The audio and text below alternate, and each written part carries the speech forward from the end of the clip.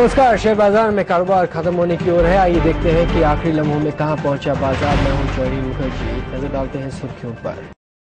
इसके साथ ही बाजार और कारोबार पर बात करने के लिए हमारे साथ मौजूद है सेंट्रम ब्रोकिंग के डायरेक्टर आलोक नानावती और टेक्निकल्स पर राय लेंगे bsplindia.com के विजय भवानी से। विजय, आपसे शुरुआत करते हैं। एक अच्छे पुलबैक के बाद 4-5 दिनों में 15%, 16% बढ़ जाने के बाद अगर 1%, 1.5% नीचे आता है बाजार तो कोई घबराने की बात नहीं है। लेकिन आपको लग रहा है कि वो जो एक रैली शुरू हुई थी वो पीटर आउट हो गई है, या आपको लगता है कि ये सिर्फ एक महज करेक्शन है, इस पुलबैक में रैली कंटिन्यू हो सकती है? जॉनिल, हमने लगभग 700-750 पॉइंट की रैली देखी है सूचकांकों में, एनएसई स्पॉट में मेरा मतलब है। और अगर एक तिहाई भर इस रैली की जो बढ़त है उसकी एक तिहाई भर करेक्शन आती भी है तो ये एक वैलिड करेक्शन होगी। यानी 200 पॉइंट की गिरावट अगर ऊपर से आ जाती है तो उसमें घबराने की बात नहीं लगती है। फिबोनाची लेवल्स की बात की जाए तो 4360 का जो स्तर है निफ्टी स्पॉट के लिए, ये एक अहम सपोर्ट बन जाता है। अगर निफ्टी इंट्राडे बेसिस पर 4360 के नीचे जाकर फिर ऊपर बंद हो जाता है तो भी मैं इस करेक्शन को एक महज रूटीन करेक्शन मानूंगा। लेकिन ये बात जरूर है कि ऊपरी ओर भारीपन बना रहेगा और ये अब भी एक बेयर मार्केट रैली है, अलबत्ता बहुत मजबूत बेयर मार्केट रैली है और अब भी इसे राइट ऑफ करने की जल्दीबाजी नहीं करनी चाहिए। राइट, आलोक नानावती इस समय हमारे साथ मौजूद हैं। आलोक, जो नंबर्स आए हैं कुछ हाल ही में, एक तो भारती के नंबर्स आए, हमने देखा है कि टॉप लाइन और बॉटम लाइन हमारी उम्मीदों से बेहतर रहा। कुछ हद तक मोबाइल अगर आप देखेंगे वहां पर जो मार्जिन है वो थोड़ा सा नीचे आ रहे हैं, लेकिन कंपनी इतना उससे घबरा नहीं रही क्योंकि उनका मानना है कि वॉल्यूम्स हैं जो ड्राइव कर रहे हैं फिलहाल। एवरेज रेवेन्यू पर यूजर भी थोड़ा कम हुआ है लेकिन वो सब डिस्काउंटेड है। दूसरी तरफ मीडिया में जी एंटरटेनमेंट के आपने नतीजे देखे होंगे कल, ये लगभग 100% तक मुनाफा बढ़ गया। और ऑटो सेक्टर में फिलहाल एक फोकस कर लेते हैं आलोक, वहां पर रतन टाटा फिलहाल इस समय एजीएम पे बोल रहे हैं, सुनते हैं क्या कह रहे हैं वो फिलहाल।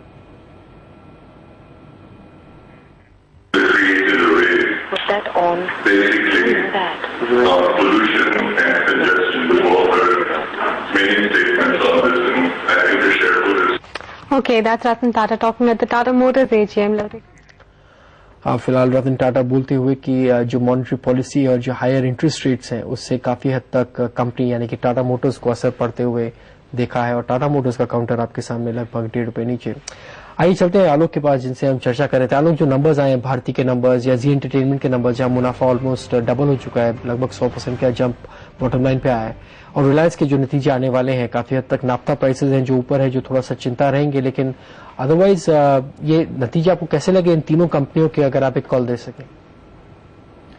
जी, नतीजे एक्सपेक्टेशन से बेहतर तो है ही। और एक अगर हम आंकड़ा देखें गाइडेंस की ओर तो जो एडवांस टैक्स कलेक्शंस हुए थे जून में, वो फिगर्स में भी ईयर ऑन ईयर और क्वार्टर ऑन क्वार्टर ग्रोथ जो दिखाई दे रही थी करीबन 15 से 19% की अक्रॉस द बोर्ड कंपनीज की, तो वो एक काफी अच्छा इंडिकेटर था कि जो नतीजे आएंगे फर्स्ट क्वार्टर के वो भी अच्छे ही रहेंगे।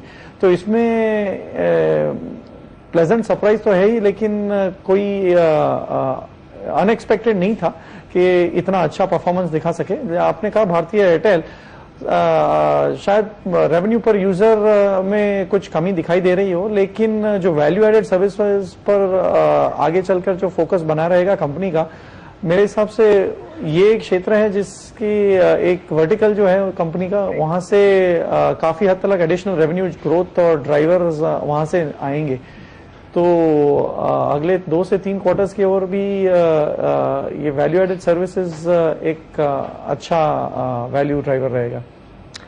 राइट, एक नजर डाल लेते हैं निफ्टी स्पॉट और फ्यूचर में। और काफी हद तक हमने देखा है एक प्रीमियम में कारोबार होते हुए पिछले कुछ दिनों में। पुट कॉल रेशियो भी 1.45 पे आ गया था। आपने देखा था जब वो 1 के नीचे गया था तो ओवरसोल्ड जोन के करीब चला गया। अभी भी 8-8.5 पॉइंट का प्रीमियम है निफ्टी स्पॉट और फ्यूचर में। ये हम जुलाई का आंकड़ा दिखा रहे हैं आपको। अगस्त का आंकड़ा भी अगर आपको हम दिखा सकें तो आप एक आइडिया ले सकते हैं कि फिलहाल यहाँ पर 12 पॉइंट का प्रीमियम अगस्त में। तो फिलहाल कंफर्टेबल पोजीशन इस समय। तो इस जैसा विजय भी कह रहे थे, इस करेक्शन से कुछ बहुत ज्यादा मीनिंग नहीं निकालना चाहिए। लेकिन हम लेते हैं फिलहाल एक ब्रेक के बाद बात करेंगे कि ऐसे कौन से स्टॉक्स हैं जहां पर आपको एक मोमेंटम मिल सकता है, ये जो रैली अपवर्ड ट्रेंड शुरू हुआ है शॉर्ट टर्म में।